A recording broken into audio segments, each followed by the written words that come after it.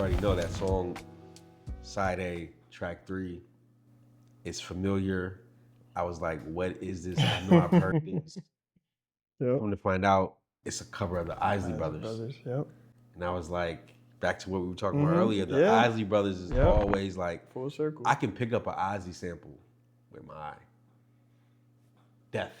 I can feel it. You know what I mean? Like, so, you know, that's part of one of the reasons I'm a huge fan of, you know, Kendrick's music. Like, some of that early Pimp a Butterfly, you know, phenomenal album. heavily Isley, funkadelic samples. Yep. So they stick out, you know what I mean? And they make great music, and it's so timeless.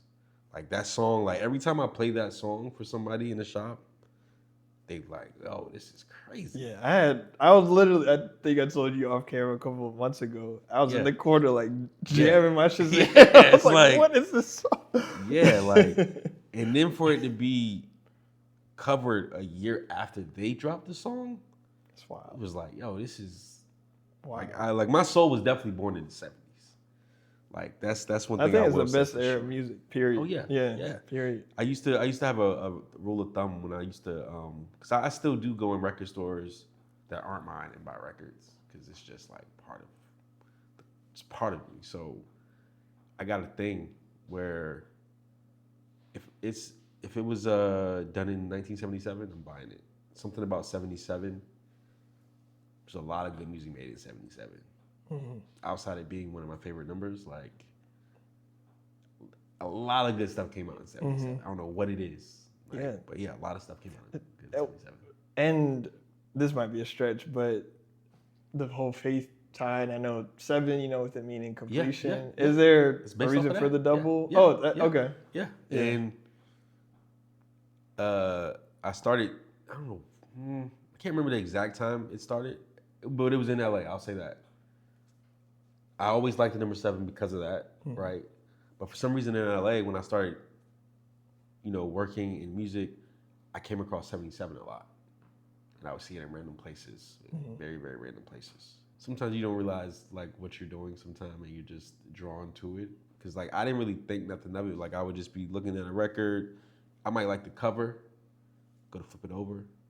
Oh, it's 1977. I'm getting it. Yeah. I was getting it anyway, but like now, 77, I'm getting it for sure. No doubt. So yeah.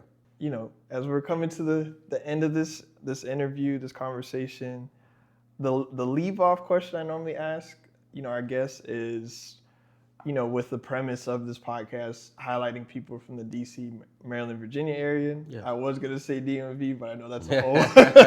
Don't put us in that. A world war. I can start a world war for sure. But yeah. So you know, the question to end here. So how has the DMV shaped your story? Like, believe it or not, that's a hard question, because there's so many things that I don't think about that happened growing up that guided me in different ways, whether it be, you know, one of my older cousins, Jamal, like he was the first person to show me, you know, the Neptunes presents the Clones. Thought it was the coolest thing ever. Crazy album. You know, gave me his CD, and that was before I knew actually like who Pharrell was as Pharrell, you know? So it was like, the Neptunes presents the Clones is very like pivotal to like my ears. Still one of the favorite albums of my life. From that to, you know, going to somewhere like Salem Middle School, I used to see Pusha T all the time. Like he was always at the basketball games. You know, being in Virginia Beach, you know, I would see Pusha T driving around. One of my aunt and uncles, they lived out in Virginia Beach. They lived right across from his parents. So when we would go over there for events, cookouts, we would see Pusha, Malice here and there, like just stopping by, you know? And, you know, seeing that very up close, even, you know, the summer of 06 changed my life in Virginia too, because that was when In My Mind dropped. And leading up to that, one of the malls, I'm not sure if you're familiar with MacArthur Mall. Oh, yeah. So, several times, and I mean several times, people don't really believe it because you had to be in Virginia to see it. Pharrell would walk around that mall. I believe Not by himself, but Yeah. always I believe it. walking around that Probably mall. baked You know what I out, mean? Yeah. Billionaire Boys Club. And we seen that in person, and it's Yeah. like, I want to look like that. Like, that's what I want to look Yep. like. That was around the same time I also found out Commonwealth, one of the first boutiques that I fell in love with. Yeah, I'm familiar. And we always thought, at one point, everybody thought it was Pharrell's store, but, it was owned by some Filipinos. Shout out to Larry. Huge part of the culture in Virginia, 757 to be exact. Like, if you were coming up in that era and you weren't shopping at Commonwealth, it was like you weren't in the know. Like, I learned a lot of stuff just being there, having conversations, learning about certain brands, because they were that store, and they ended up branching out. They got a few all around the world now, but all of that, looking back, has like shaped me in different ways.